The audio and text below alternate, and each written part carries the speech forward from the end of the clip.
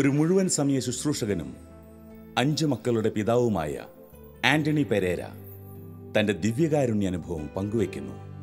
ഈ ധ്യാനത്തിൽ പങ്കെടുത്തപ്പോൾ എന്നെ സ്വാധീനിച്ചു. ഞാനാണെങ്കിൽ ഒരു ലത്തീൻ റീത്തിൽ മാത്രമേ കുർബാന കൂടിയിട്ടുള്ളൂ. എല്ലാ ദിവസവും പള്ളിയിൽ പോകുന്ന ആളല്ല. വർഷത്തിൽ കൃത്യമായിട്ട് ഈസ്റ്ററിനും ക്രിസ്മസിനും കുർബാനയ്ക്ക് പോകുന്ന ആളാണ്. പക്ഷേ ഏത് റീതിയിൽ കുർബാന അർപ്പിക്കുന്നില്ല, ആ കുർബാനയിൽ ഒരു വലിയ ദൈവസ്നേഹ അനുഭവമാണ് എനിക്കുണ്ടായത്. കുർബാന എന്തോ ഒരു വലിയ ഇരുമ്പിനെ കാന്തം ആകർഷിക്കുന്നത് പോലെ ഒരു ആകർഷത്വം കുർബാനയിൽ എനിക്കുണ്ടായി. ഞാൻ നിൽക്കുന്ന സ്ഥലത്തു നിന്നും ബലിപീഠത്തിന് മുമ്പിലേക്ക് ദൈവത്തിൻ്റെ സ്നേഹം എന്നെ വലിച്ചടിപ്പിക്കുന്ന ഒരു അനുഭവം എനിക്കുണ്ടായി. ഓരോ ദിവസവും കുർബാനയ്ക്ക് പോകുമ്പോഴും ഒരു 5 ദിവസത്തെ താമസിച്ച് ധ്യാനം കൂടിയിട്ട് ഒരാൾ പുറത്തിറങ്ങുമ്പോൾ അയാൾക്കുണ്ടാകുന്ന ആ ദൈവാനുഭവവും ആ പരിശുദ്ധാത്മാനുഭവം അത് എനിക്ക് എല്ലാ ദിവസവും അനുഭവപ്പെടാൻ തുടങ്ങി. മാത്രമല്ല, കുർബാനയെ കൂടാൻ തുടങ്ങിയ പോലെ ഞാനൊരു ഹ്യൂമോഫീലിയ രോഗിയായിരുന്നു. കുഞ്ഞുനാളിലാണ് എനിക്ക് രോഗം ഉണ്ടെന്ന് കണ്ടുപിടിച്ചത്. മുൻവശത്തെ പല്ല് പറഞ്ഞാൽ ആ 8 വയസ്സിൽ ഇളകി പോകുന്ന സമയത്ത് വെറിച്ച് കളഞ്ഞതാണ്.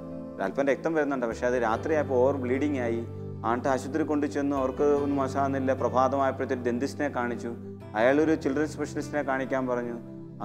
അദ്ദേഹം ഇങ്ങനെ പറഞ്ഞത് ഇങ്ങനെ ബ്ലീഡിങ് നിൽക്കാത്തിന് ബ്ലഡ് ഒന്ന് പരിശോധിക്കണമെന്ന് പറഞ്ഞു.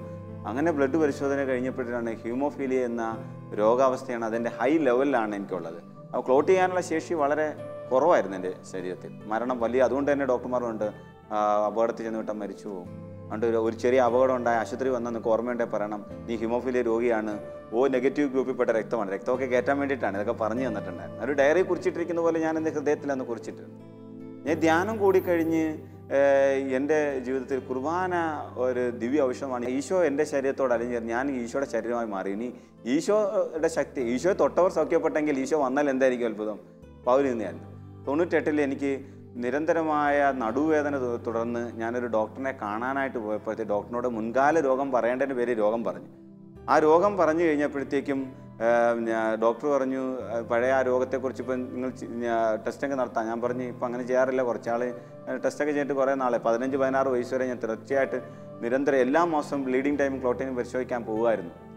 അപ്പം ഡോക്ടർ പറഞ്ഞു എങ്കിൽ നമുക്കൊരു രക്തപരിശോധന നടത്താമെന്ന് പറഞ്ഞു. അങ്ങനെ ഞാൻ രക്തപരിശോധന നടത്തി. എൻ്റെ റിസൾട്ട് വന്നപ്പോഴത്തേക്കും ഡോക്ടർ എന്നോട് ചോദിച്ചു, തനിക്ക് ഈ രോഗം ഉണ്ടെന്ന് ആരാ പറഞ്ഞെന്ന് ചോദിച്ചു. ഞാൻ പറഞ്ഞു, ഡോക്ടറെ എൻ്റെ കുഞ്ഞുനാൾ പോലുള്ള എല്ലാ സംഭവങ്ങളും ഞാൻ പറഞ്ഞു കേൾപ്പിച്ചു. ഡോക്ടർ എനിക്ക് വിശ്വസിക്കാൻ കഴിയുന്നില്ല. അപ്പോൾ എൻ്റെ അടുത്ത് ചോദിച്ചു, തൻ്റെ ഗ്രൂപ്പ് എന്നാന്ന് ചോദിച്ചു. ഞാൻ പറഞ്ഞു നെഗറ്റീവ്. നമ്മൾ പണ്ടത്തെ ആ സംഭവം ഡയറി കുറിച്ചിട്ടിരിക്കുകയാണല്ലോ. ഡോക്ടർ പറഞ്ഞു, സോറി, ഇതൊരു ബി പോസിറ്റീവുകാരൻ്റെയാന്ന് പറഞ്ഞു. ഞാൻ ഡോക്ടർ വീണ്ടും അവിടെ പരിശോധനയിൽ മാറിപ്പോയതാന്ന് കരുതി വീണ്ടും ഒരു പരിശോധന നടത്തി. പരിശോധന റിസൾട്ട് വന്നിരിക്കുന്നത് ബി പോസിറ്റീവാണ്. നെഗറ്റീവ് ഗ്രൂപ്പിൽപ്പെട്ട ഹ്യൂമോഫീലിയ എന്ന അതിമാരക രോഗം ഉണ്ടായിരുന്ന ഞാൻ ബി പോസിറ്റീവ് രക്തമുള്ള വ്യക്തിയായി മാറി. ഈശോയുടെ എ ബി പോസിറ്റീവ് ആണല്ലോ. അപ്പോൾ ഈശോയുടെ ശരീരം, ആ രക്തങ്ങൾ എൻ്റെ ശരീരത്തിൽ ചേർന്ന് ഈശോ തൊട്ട് എന്നെ പൂർണ്ണമായിട്ട് സൗഖ്യപ്പെടുത്തി.